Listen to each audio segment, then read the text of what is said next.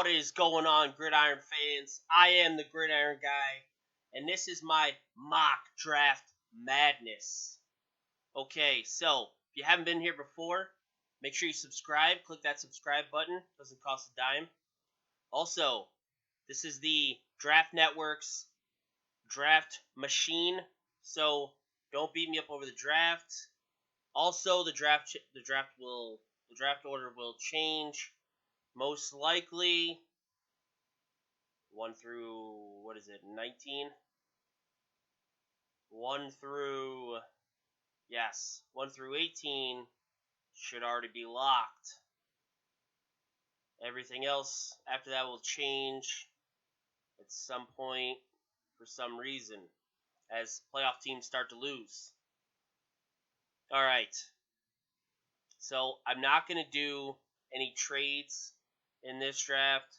Now that the regular season is over with, I want to do at least one draft where I don't do any trades, and let's just see if everybody stayed put, what the draft could look like. Okay? So, with that being said, let's get started.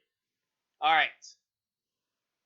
Now, it's evident, it's obvious, Trevor Lawrence will be the number one pick. He is the best player in the draft. He's the most polished. Jags need a quarterback. Why not get a quarterback who has been compared to as great a prospect as Andrew Luck? So, he's a generational type player, a can't-miss player. Have to take him. Especially a player of need. Alright, now the Jets on the clock. Justin Fields balled out last week in a playoff game. I think he threw 6 touchdowns. 6 touchdowns. Blew out Clemson. So, dare I say it? Right now, the hype is on Justin Fields. Great game last week. So, I don't really have a knock against him. Justin Fields, number 2 to the Jets. I'm not totally sold because, first of all, we don't know who the Jets' new head coach is. They already fired Adam Gase. He's gone. That was step 1. Step 2 is, does that next head coach want to take Sam Darnold, or do they want to take advantage of being the number 2 pick and taking a quarterback? One of those other quarterbacks, Zach Wilson, Justin Fields, Trey Lance, one of those other 3 guys at number 2, or do they want to stick with Sam Darnold? Or, looks like there's going to be a pretty big quarterback frenzy this offseason. It's looking like 3, 4, possibly even 5 quarterbacks could be changing cities. So, sit tight for that. We've got some pretty good quarterbacks in this draft. Quarterback frenzy on the move. Alright. Ultimately, though, I think Justin Fields would be the pick, at least for right now, until we find out who the Jets' head coach is. Maybe there'd be a better fit. But second best quarterback off the board right now, Justin Fields. Okay. Now, we have the Dolphins on the clock. And I think the Dolphins, Micah Parsons is perfect for this Brian Flores system. He can do it all. He's versatile. He can cover. He can rush. He can play the run. He is perfect for Brian Flores' system. He takes that defense to another level. He is a sure tackler. Best defensive prospect in this draft. Regardless of position. Best defensive player in this draft. And I think the Dolphins, if they're picking at number 3, obviously they don't need a quarterback. So unless they're trading out of this spot, which they're not in this situation, they're taking Micah Parsons. Okay. So now we have the Falcons on the board. Falcons could go a number of directions. Quarterback. They need offensive line. So they also need lots of defensive help. Edge, linebacker, corner. They need help up and down the board. But I think they're gonna go edge rusher here, and they're gonna go Kwity Paye. All right. Now Bengals on the clock. Bengals number one goal in this offseason is to improve that offensive line. Joe Burrow proved that he could do some good things when he had some time to throw. I think that wide receiver core is very deep. It may not be an amazing wide receiving core, but it is deep, especially if AJ Green is still there. That being said, the number one goal is to gain offensive linemen in this draft. This is a deep offensive lineman draft. They need to come away with at least 2 or 3 offensive linemen in this draft, and everything else just defense, defensive depth, defensive starters. So that is their game plan, and it starts with the best offensive line prospect in the draft, Penei Sewell. At this point, the Eagles decided to sit Jalen Hurts for the second half, like for a third for the last third of the game. Okay, it was like the entire fourth quarter and half of the third quarter, and it was almost obvious that they were trying to lose that game and remain in the top 5, 6, 7 picks. They're getting the 6th pick. If they would have won that game, they would have had the 9th pick. So that being said, I think they were happy with where they are. Patrick Surtain is here. Jamar Chase is here. Jalen Waddle, Devontae Smith, Caleb Farley. Guys, Jeremiah Owusu-Koramoah, guys that they would love to take. Okay? But I think they're going to go Jamar Chase. They have to go wide receiver. They have to get better at wide receiver. Period. Defense is just if your offense sucks, you need to go offense over defense because it's such an offensive league anymore. It's a passing league. If you can get the best wide receiver in the draft, he is the best route runner. He's the most polished. He's productive. Let's keep moving along here. Lions on the clock. The more and more I see things, I see that the Lions may be moving on from Matthew Stafford. And although money-wise, I don't really see that happening, but I definitely think the Lions could draft his future replacement and maybe look to move him next year. Depends on who's going to be the coach there. Does that guy want a veteran like Matthew Stafford, or does that guy want to start fresh with the guy he picks? But anyway, I think he comes in, and I think whatever coach comes in is going to take Zach Wilson, especially if he's sitting right here at number 7. Okay? Panthers on the clock. Panthers could go a couple different ways. They could go Jeremiah Owusu-Koramoah. Patrick Surtain and Farley are still here. Kyle Pitts is an option. Gregory Rousseau is an option. Trey Lance. But I think ultimately you have to take the best player on the board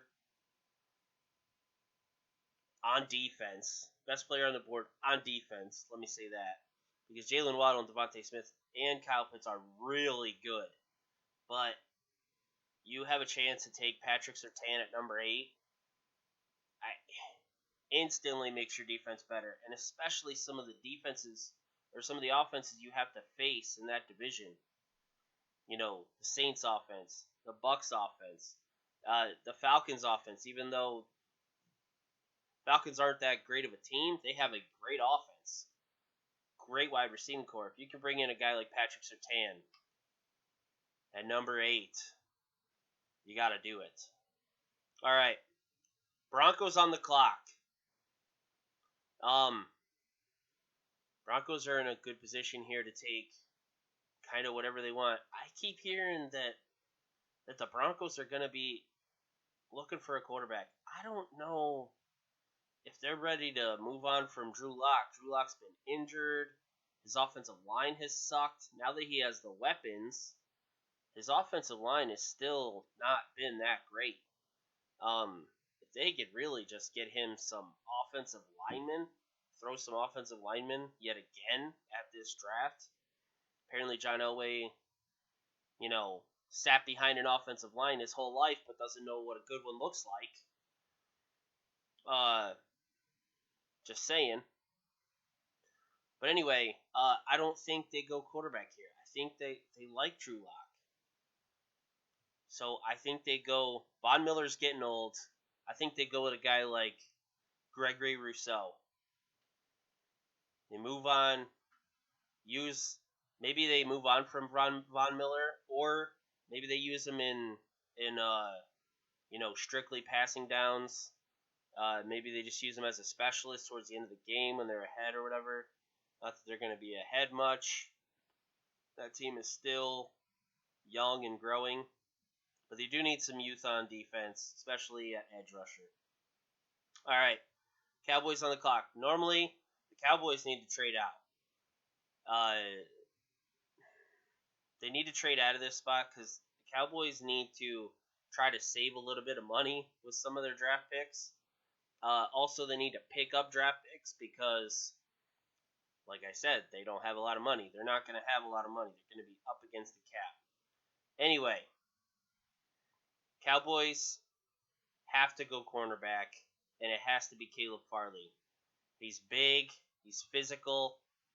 He is a bump and run corner. He will get in your face. He fits. He fits what they're going to be doing there, mostly because they absolutely need a corner, and he's the best fit. He is the best fit for where they're drafting. They're not going to have a shot at Patrick Surtain, so it's going to have to be Caleb Farley. He's the next best corner for a reason because he's a good bump and run corner. All right.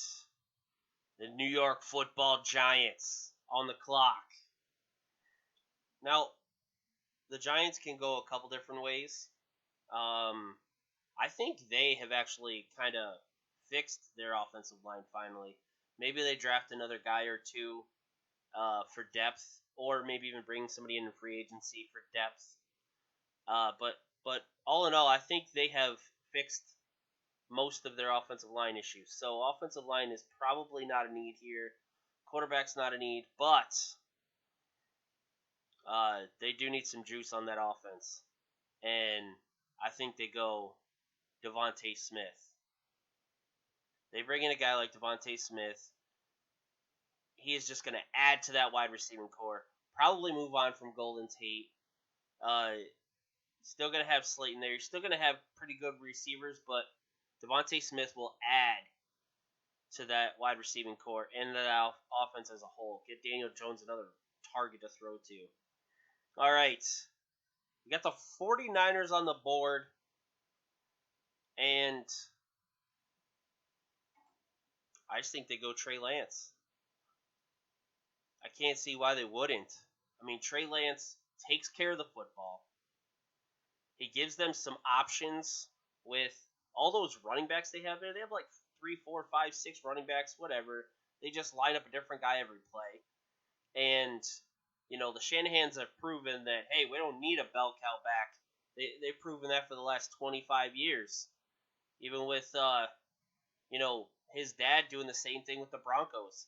So Shanahan is just, he doesn't care who his running back is, but he wants his quarterback to be mobile. He wants to be smart with the football. And he wants him to be able to make plays with his feet when it matters. Okay? Basically, John Elway. So, because that's where the whole Shanahan thing came from. Alright. But anyway, I think they go with Trey Lance for those reasons. Obviously, he takes care of the football. Never threw an interception in college. I know it was only 1 year, but he's also mobile.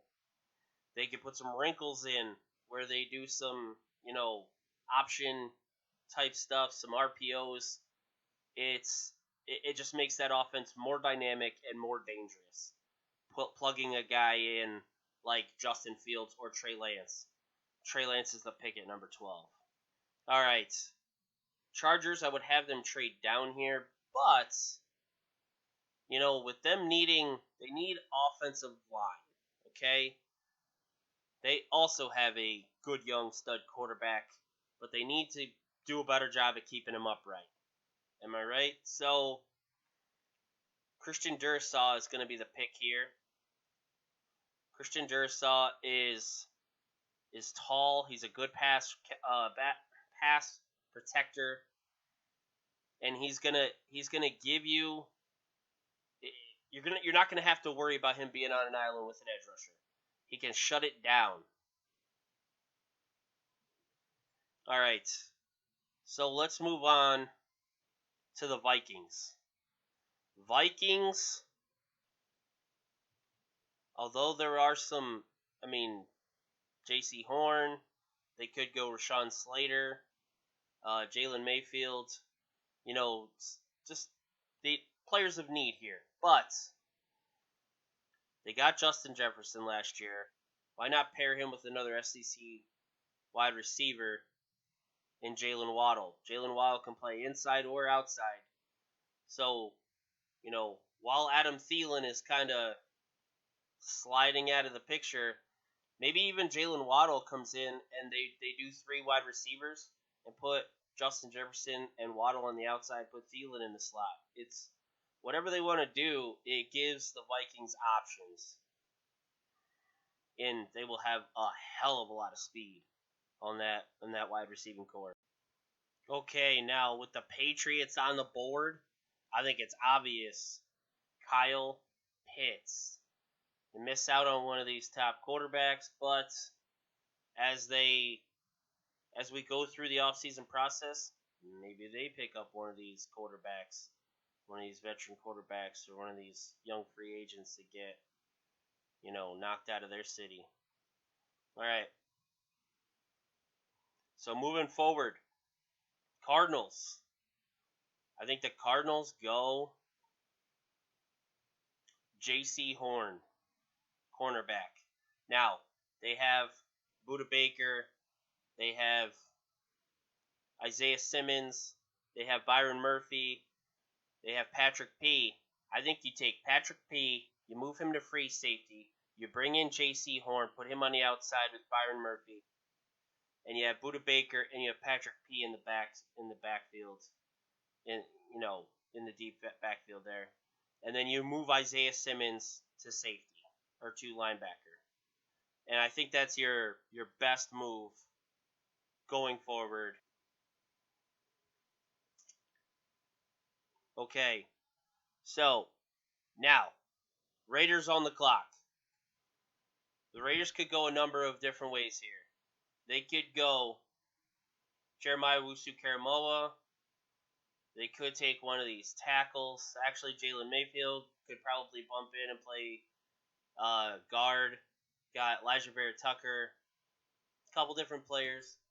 Zaven Collins Eric Stokes. Like, there's a lot of players on the board for the Raiders, but ultimately they have to get after the quarterback.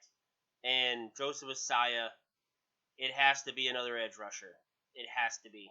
Unless it's a really disruptive defensive tackle, then it's got to be an edge rusher. All right. So, now Dolphins on the clock again. All right. And the Dolphins, I think the Dolphins need some juice at wide receiver. Get Tua another weapon. And a guy like Rashad Bateman who can do it all. Can high point the ball. Can catch over the middle. Pretty much do anything you need him to do. So I think they're going to go Rashad Bateman here. All right. So now we have Washington football team on the board. They've missed out on one of these young quarterbacks by making the playoffs when they went 7-9. They still would have been up around this area anyway. They probably would have been more like 13 or 14 if they didn't make the playoffs. But somebody had to make the playoffs in that division, and I think this is still a comfortable spot for them. Maybe they go out and they grab a quarterback in the second or third round to be the future guy, and they go with Alex Smith one more year. But meanwhile, they start building that offensive lineup in front of whomever said quarterback is in the future. So they start going, they're going to go with Rashawn Slater. All right. Now with Slater off the board, and pretty much the same exact scenario for the Bears, missed out on the quarterback sweepstakes. Maybe they grab one of these guys in free agency, whatever. They know they're not going to be picking at the top of the draft. So maybe they go out and they get a free agent quarterback and they bring in a guy like Jalen Mayfield. Alrighty. So now we got the Jags on the board. The Jags need the most quality out of this pick. Okay? This pick has to be... Alright, so the Jags pick in like another 11 picks. Or what is it? 13 picks. Okay? And this is a very deep class of offensive linemen. There are clear differences between, first and high tier level offensive linemen and some second tier offensive linemen, but it is a deep class. There is going to be offensive linemen all the way through the first 3-4 rounds who are all quality and who could all contribute early on for various teams. But anyway, one thing this draft is not deep at is tight end. And to get Trevor Lawrence a target like Pat Fairmouth, he already has Laviska Shenault, DJ Chark, James Robinson, the running back. They have something good going, and that defense is young, but it's looking good. They look like they have some pieces going. They're going to have tons of cap room for free agency. All they have to do is go out, get a couple of key pieces on defense, maybe an offensive line, draft offensive line, and draft defense from here on out. And they should be set. All right. So now we have the Jags.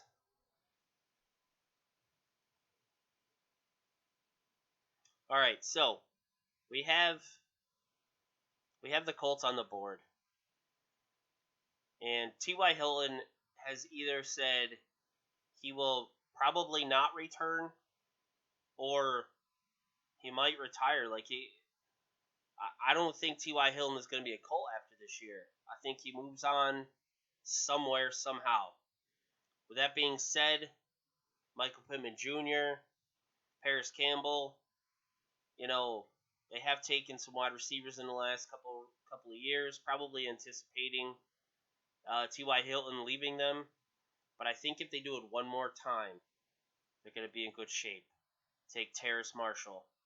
Terrace Marshall played with Jamar Chase and Justin Jefferson in a super high-powered wide receiving core 2 years ago that won the national championship. And Terrace Marshall proved he could do it without those two.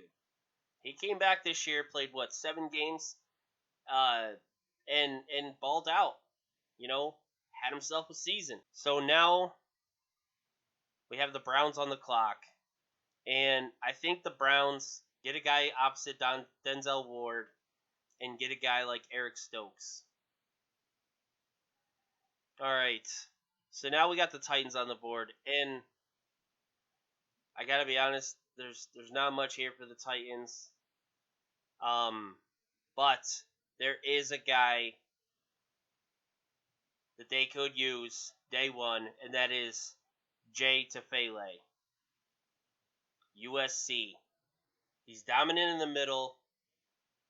He's good against the run. So now we got the Bucs on the clock. I'm guessing the Bucs are actually going to have Tom Brady again next year. I don't think there hasn't been any talks that they won't.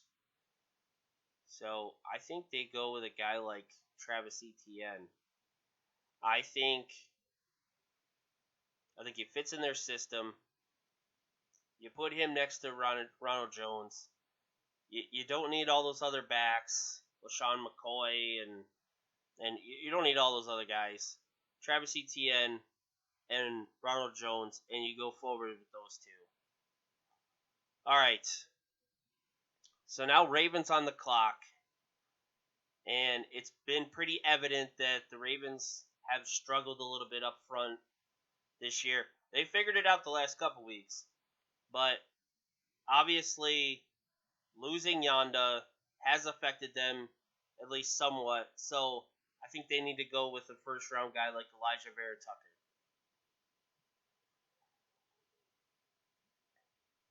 Also, Elijah Vera Tucker is a good run blocker. And what do the Ravens love to do? They love to run the ball. All right. So now, moving on to the Jets. I think the Jets need to go. I think the Jets have a pretty good defensive line. They could use some corners, but there are no corners here. But they pick in like another, 7 or 8 picks. Maybe there's a corner or two there that they could look at, or maybe they trade down and grab a corner. They need a corner also, but there's no first-round corners left. So I think they need to just upgrade on defense and go Jeremiah Wusu-Karamoa. All right. So now Steelers on the clock. Couple things that are obvious. The Steelers' offensive line is getting old.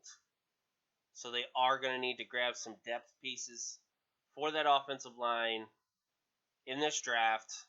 But one thing, they have this great offensive juggernaut. They got these great wide receivers. But one thing they're lacking is a great running back. And Najee Harris, the most productive Alabama running back of all time, is sitting right here. And that's a long line of good running backs. So, Najee Harris to the Steelers. All right. So now, Saints on the clock. I wanted to go and grab a quarterback. Trask, Mac Jones. I wanted to, but they can't pass up Zaven Collins right here.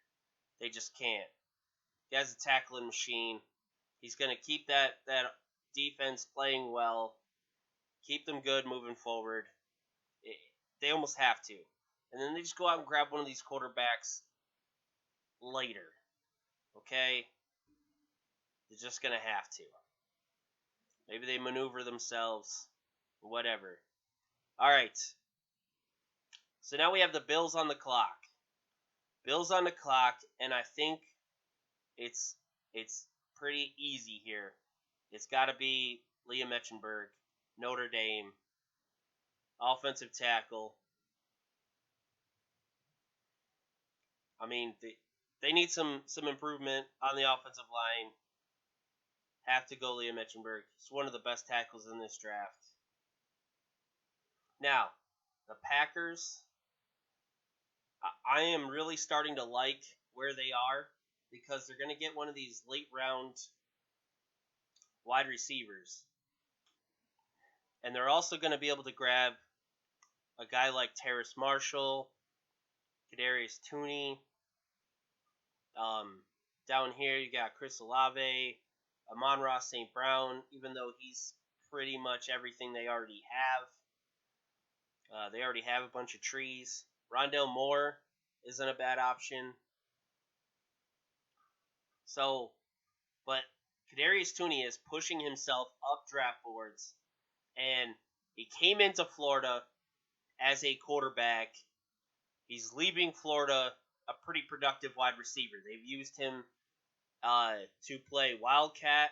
They've used him in the slot. They've used him outside, inside. He's played running back. This guy is perfect for the Packers. This is the guy that they need. They need somebody who can do it all for them. Play the slot, be a Swiss Army knife, be a return man, whatever they need. They needed a gadget guy, and that is Kadarius Toney.